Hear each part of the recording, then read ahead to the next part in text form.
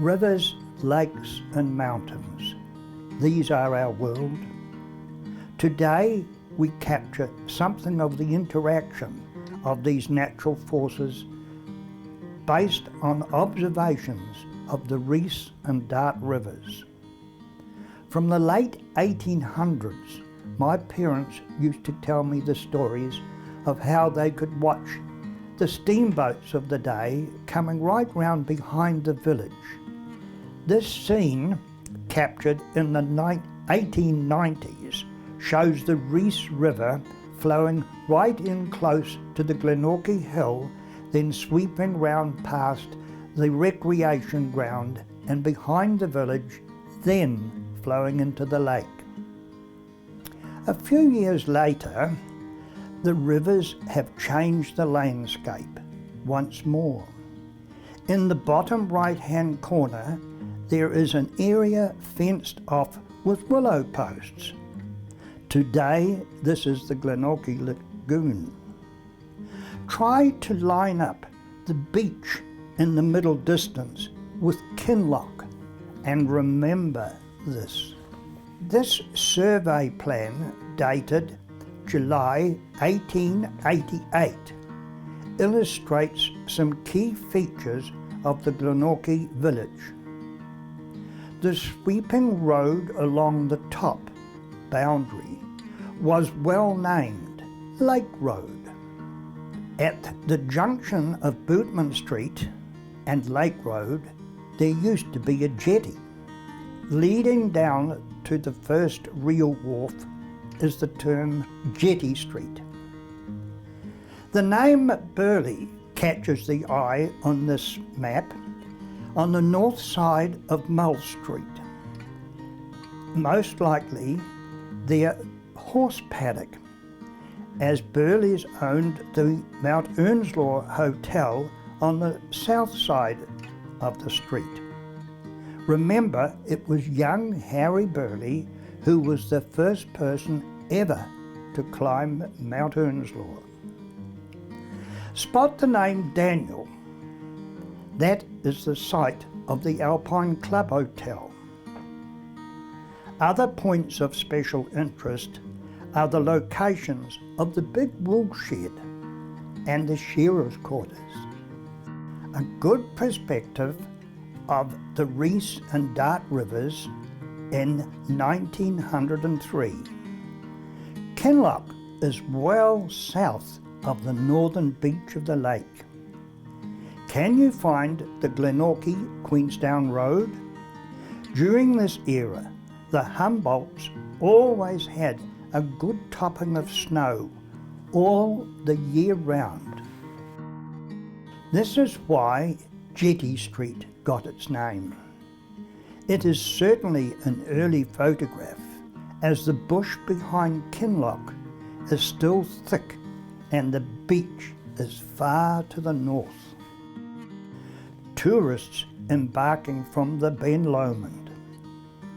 It was a cold winter's day with snow low down on Mount Alfred. The wharf is well established with trees planted nearby. The fence and railings leading to the wharf is a good indication that at times sheep, cattle and even horses would be loaded here too. The Antrim. With its flag flying clearly, we would know that it was carrying the Royal Mail. Each of these boats was so important to all the locals.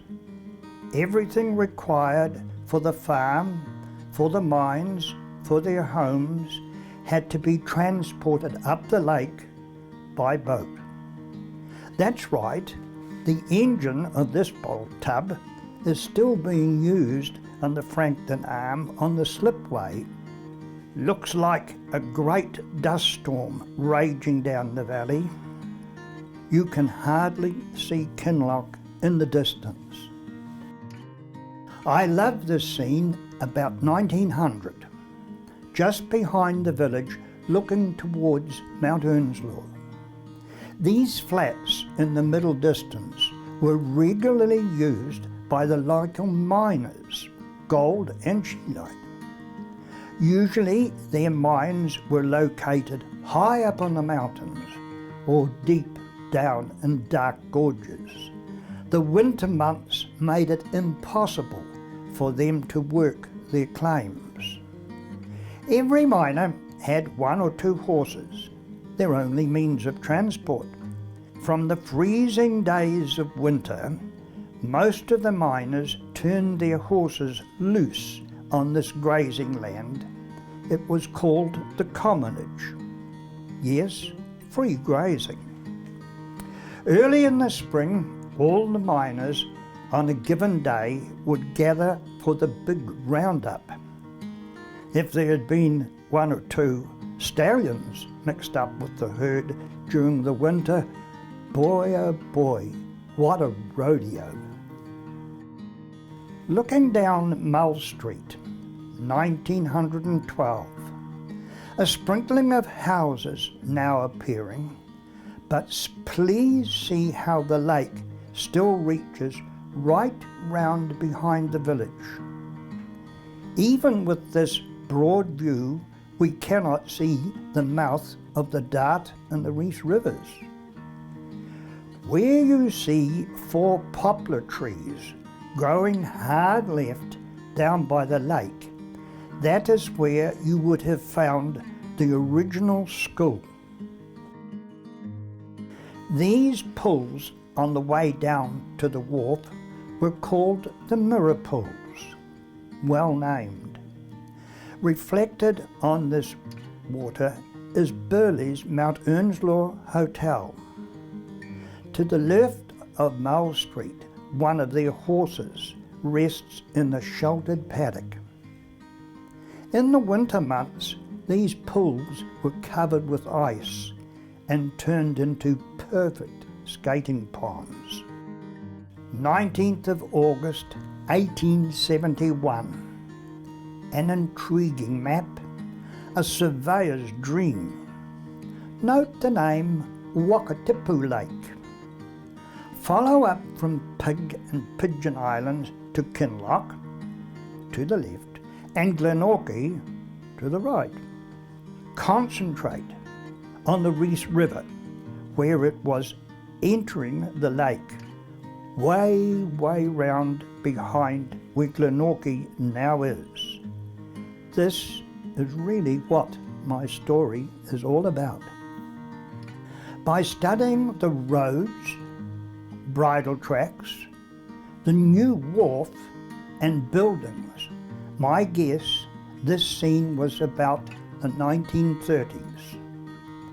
Points of special interest to catch the eye include the Kinloch side, where the large area of grazing land can be seen between the Dart River and the bushline. Then the extensive area now filled up by the Reese River. An interesting period when both rivers were joined.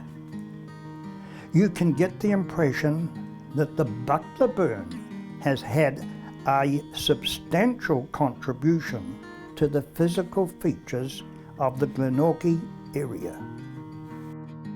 Back we go to before the turn of the century. Mud flats behind Glenorchy, the Alpine Club Hotel, the old wool shed, the Glenorchy Hotel. All these wooden buildings would have been constructed from timber brought over from Kinloch. They all met the same fate, destroyed by fire. The wishful fishermen eyeing the water for a fine, fat fish. Oh dear, New Year's Day. Not at all interested in the activity by the mountaineer.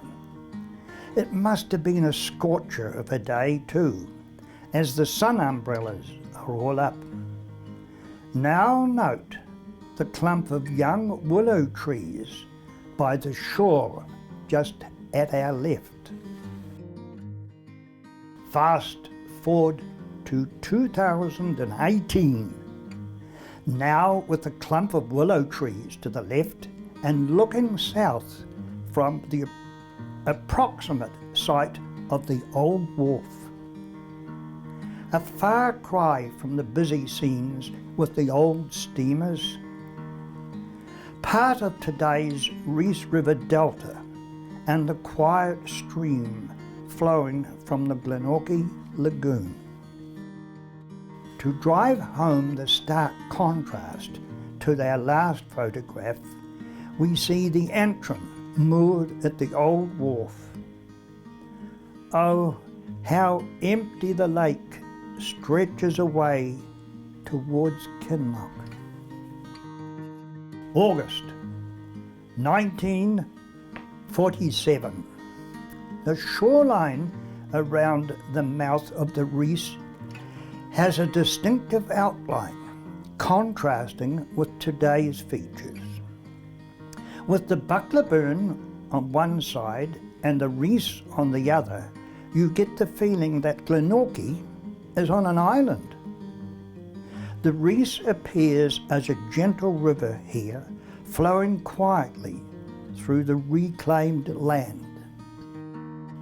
Which reminds me, with the river flowing in behind the village at that latter dates, especially about 1943, when the local school teacher was a returned serviceman called Jack Fraser. We loved that man. We were, all the pupils, we were very conscious too of our parents.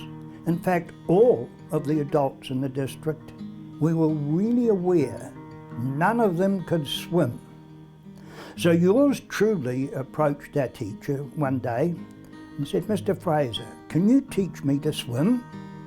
"Yes, Paulin, I can teach you to swim, but go and get a bucket, a big bucket, fill it with water, and put your head underneath that for 10 seconds. Then I'll take you over to the river and teach you how to swim." Duly, I did. I went into the school and got the old wood bucket, took it out by our water pump, and pump, filled it with water right to the top. Then with a big breath, plunged my head underneath, and I could hear the voice, 10, 9, 8, 7, 6, 5. He got slower and slower and slower. But eventually he got to 10 anyway. And when I got up from that, righto, away we go. But mind you, if you can hold your head in a bucket of water for 10 seconds, it wasn't too big a job after that to teach you to swim. And that's how many swimming pools, I don't know what they were, none of us did, but that's how our pupils, we learnt in that quiet little stream behind the recreation ground, just where it flows out of the lagoon.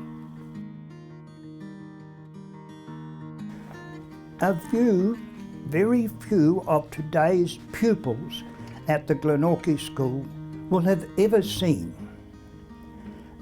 In fact, many of the residents living in the village today will not have witnessed the Earnslaw tied up at the wharf.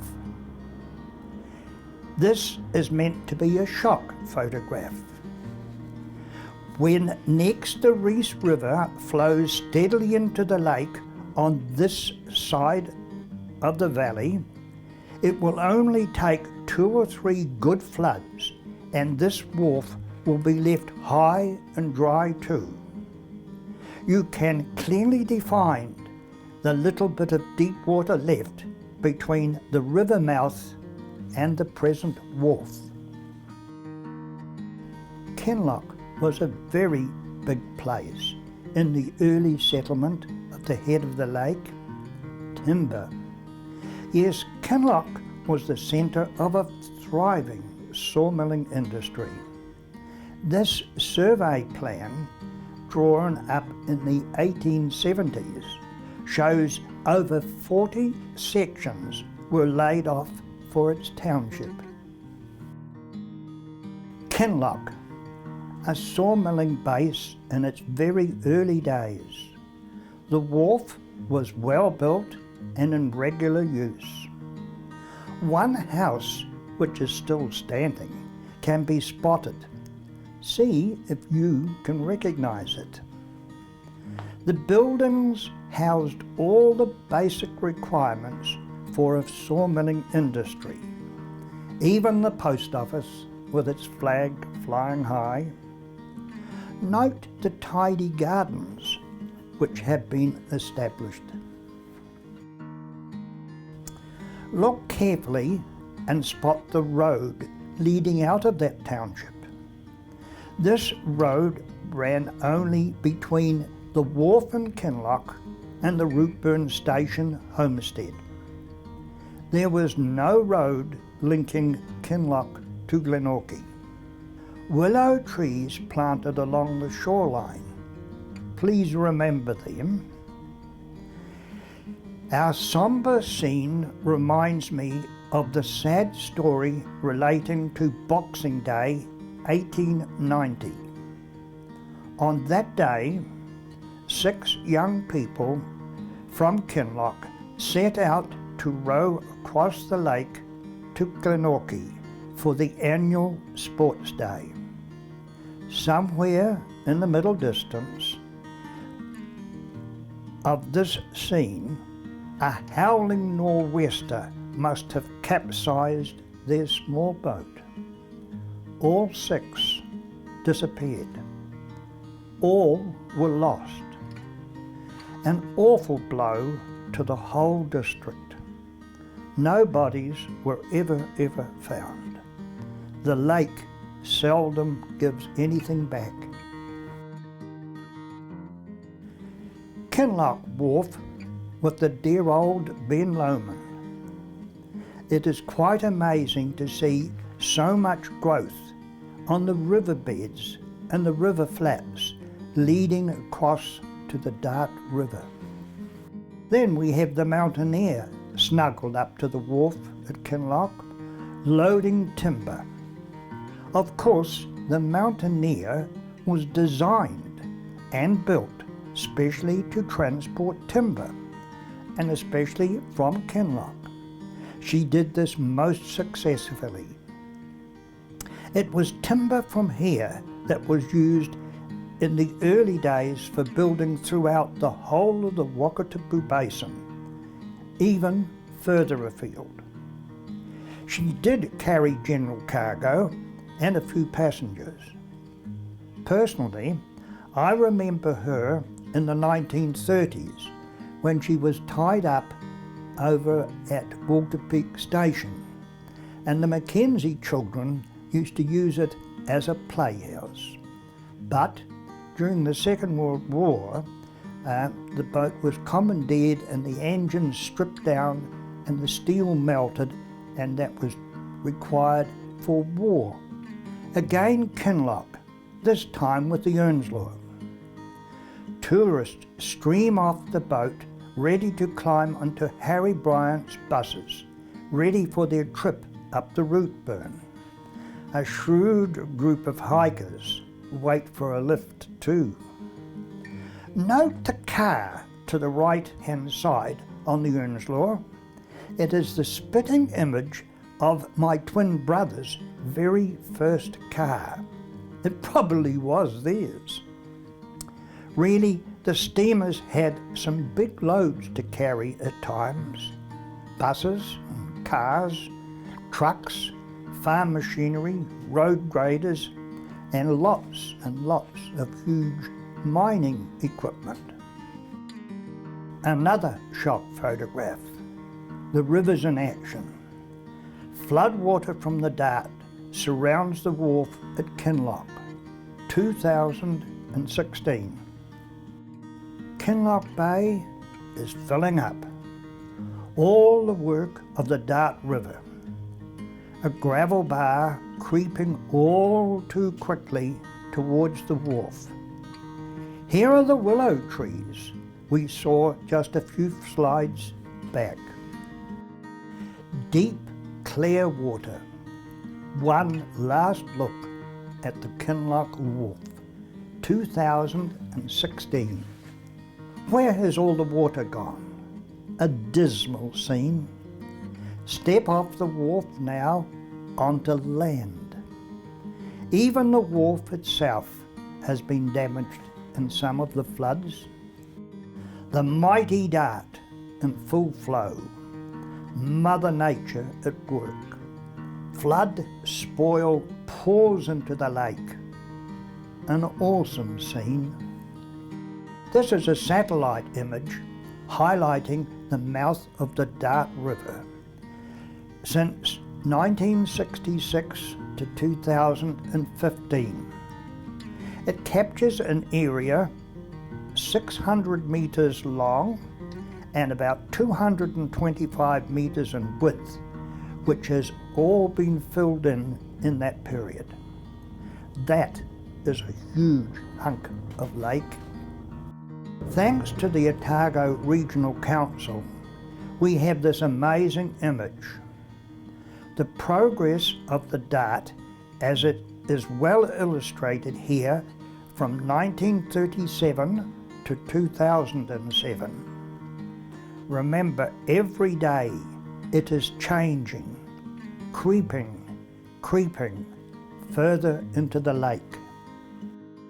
We have seen that the lake is slowly but surely being filled. What's filling it? Where does this fill come from? Will it keep on filling? How does it get there? Of course, the bulk of this fill arrives during floods. When the Rees and Dart are in full flood, they can be an impressive sight. In major floods, they even join forces. Is that really Glenorchy? November 1999, a real flood. The Rees River flowing right through the township. Tons and tons of fill pouring into the lake. Many locals will tell you that an awful lot of the mud and debris was dumped in the village too. Seek ye the wharf, find the streets. Count the buildings. Glenorchy at the height of that 1999 flood. Right royal rich fill for the lake. Where did all this fill come from? Consider this in the following images. Over the whole of the watershed of these two rivers, rocks are on the move. Large and small tumble, slide and crash downwards, crunching and pulverizing each other, moving ever downwards. Tiny trickles of water become streams, which in turn become major rivers. Then all this water movement continually gathers the fragments of rock and sands and heads for the lake. Along the ridges and down the steep slopes, masses and masses of scree slip and slide on their merry way to the lake. Landslides like this huge one up the Dart River Valley bring millions of tons of spoil. It goes on all the time. Nature is relentless. Time doesn't mean a thing. Avalanches can be very dramatic, churning and crushing more and more material for the fill. I personally remember as a pupil in the Glenorchy school that on a spring day with all the windows open, we would sometimes hear an avalanche grumbling and rumbling in the distance, away over on the Humboldt Mountains. If we hurried outside quickly and looked towards the source of the sound, sometimes, or usually, we would see the cloud of pulverized snow drifting down to the valley floor. From high above the lake, we get a good perspective of the land reclaimed by the rivers. Long before Europeans arrived here, the valley was used by Maoris to access their greenstone deposits. Now, farming takes up large swaths of that alluvial plain. A glimpse of the underwater scenes, with contours and spot depths marked off the mouths of the Reese and Dart rivers, it's quite intriguing. As reference material for historians in years to come, this image may yield some valuable information. Nowadays, the deltas are used in some interesting ways. Fishermen wander the shoreline in quest of the elusive trout. A thriving tourist industry makes use of these braided rivers. Thrills galore on the Dart. Guided treks on horseback give much enjoyment to many visitors in the region. Other users of the newly created landscape are four-wheel drive vehicles, machinery, large machinery, motorbikes, canoeists are just a few of them. So, man makes a lot of use adapting to these new terrain created by the endless action of these two great rivers. This reminds me of the year about 1944, just prior to when the Second World War ended. The mine manager for the district, living in the village, he had two sons, about an 8-year-old and a 10-year-old. The younger boy had the most amazing mop of red hair. He stood out miles away. Well, came one evening, the village boys or children were playing behind the village on the banks of the Reese River, which at that time was flowing straight from north, straight at the village and then sweeping down towards the lake. It was pretty swift and running fairly high at that time. Somehow or other, nobody knows how, but the young boy suddenly slipped, tumbled and landed plonk into the swift river. He was bobbing along and floundering in the water, and the rest of the children ran along beside him, screaming and yelling at him. Nothing could do, closing towards the big lake. With only about 50-60 meters to go, the elder boy rushed ahead, lay down on the bank, reached out, and his brother came bobbing along. He seized the mop of red hair and then just dragged him up onto the bank. And he was saved, literally, just in the nick of time. It was from about this spot, back about in 1955, that my brother Bob had an unforgettable experience.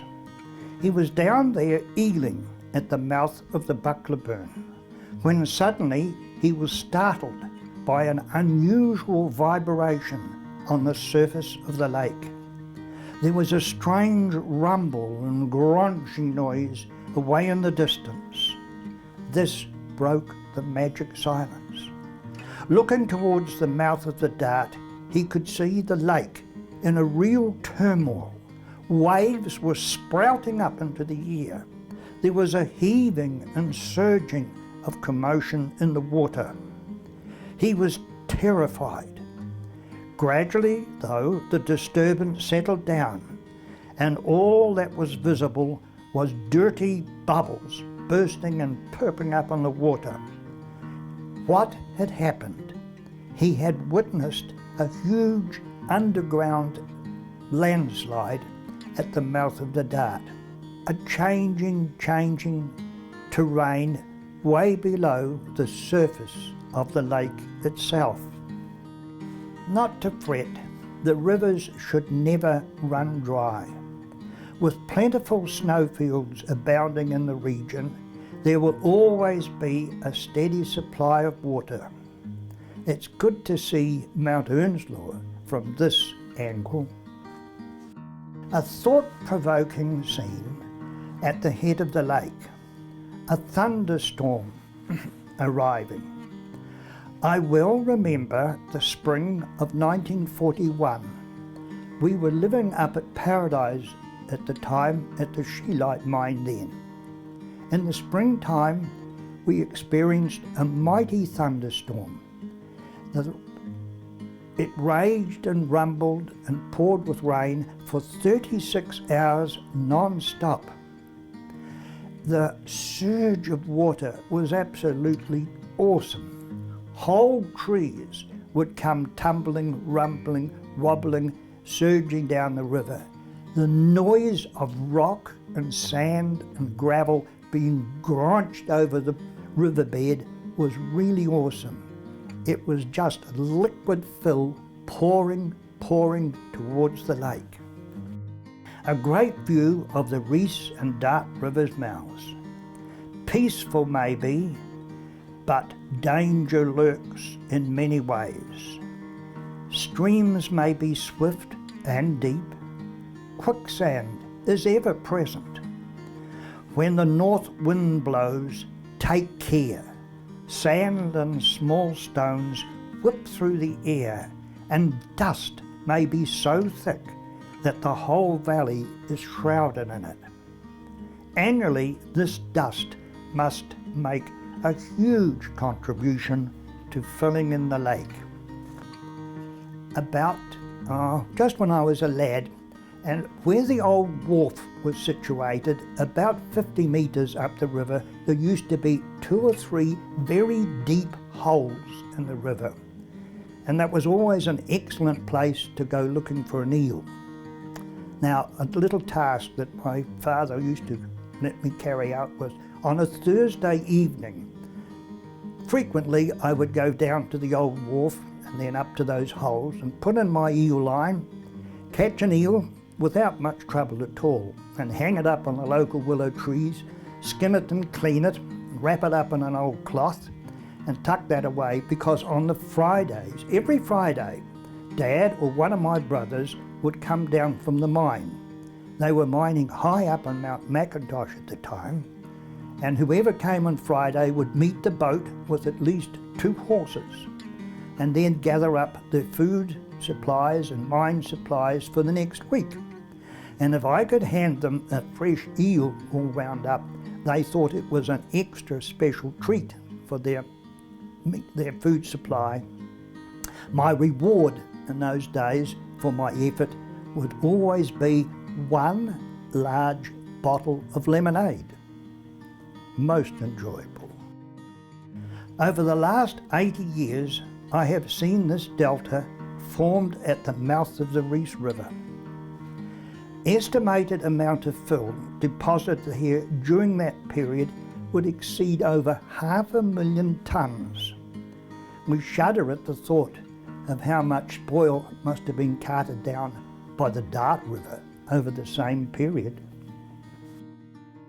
An excellent pictorial summary of the river's advance from 1937 to 2017. Back to the same site from when our story started. A view across the river flats encompassing the huge extent of land that has been reclaimed. Mother Nature at its timeless work. Take a deep breath as we view this amazing panorama in the year 2001. Imagine what this scene will look like in 100 years' time. See clearly now how the lake fills up. I hope this story proves to be useful in years to come, especially through our local archives. Many of the images were found during research into the Dart and Reese rivers, Lake Wakatipu, Glenorchy and Kinloch townships. However, a big thank you to the following for helping with photos, maps and plans: Paul Hanson, Patterson Picts Group surveyors, Lakes District Museum, Glenorchy Museum, the Otago Regional Council, the Queenstown Lakes Harbour Master.